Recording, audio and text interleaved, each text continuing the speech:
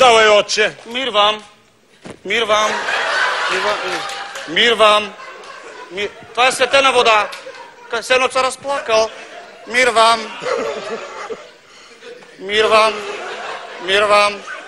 Мир там. Отче, стига. Отче. Мирен там. Отче. Отче.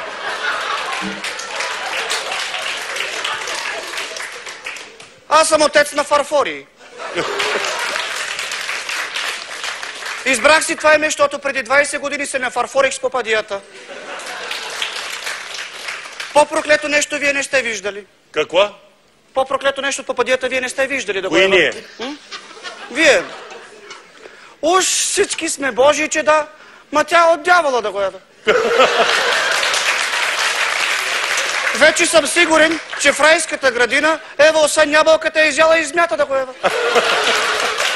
Това ми е останало да го ева от семинарията. Пращам ги при Ева. Затова да го ева? Да го ева. Да, да го ева. Ева и Ева. Да. Затова я побивам сегистогис. Кога? Жената да го ева. Кога я да я биеш, все е късно. Значи с нощи се прибирам и я гледам по бадията, застанала пред една икона и се моли. Господи, направи нещо да го... Господи, направи нещо. Господи, направи нещо. Направи нещо да го... Направи нещо, да.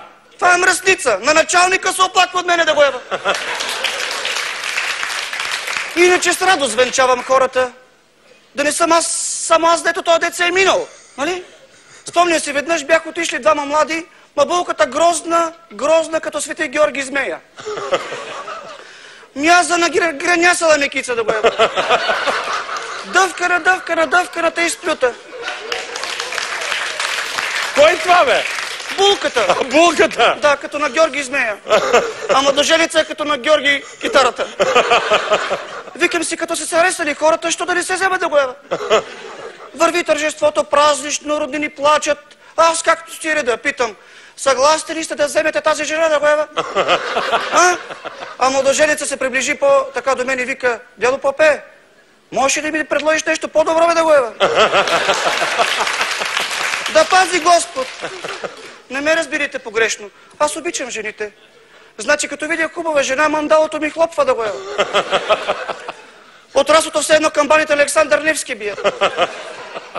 Лятото дойде една готина мадама с дълбоко деколте да се изповядва. Грешна, ви казвам, като задача по математика грешна. Значи, като и надникнах в деколтето, страшна работа, ви казвам. Това е от Бога дар да го ева. Ма той там Господ давал, като на кръстник давал да го ева.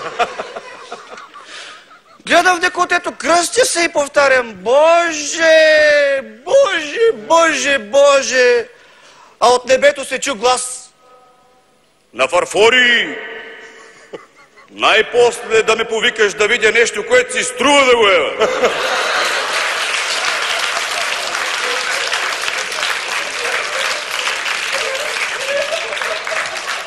Колко грешни жени има по този свят. Боже, Боже. Спомням си, веднъж дойде кметицата и ми вика, Попе, един мъж не ми стига. Вика им, пробвай с двама да го ева. Тя вика, и двама не ми стигат. Тогава с трима да го ева. Пак не стигат. С 10 пробвай при това положение. И с 10 съм пробвала, пак не стигат. Вика ми, жено, ти си феномен да го ева. Точно така, Попе. Феномен съм, а не курва, както говори цялото село.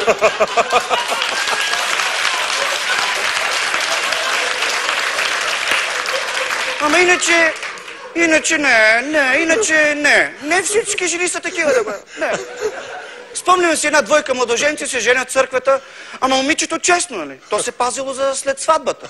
Едва изчакаха да се свърши сватбата и се почнаха да го ева.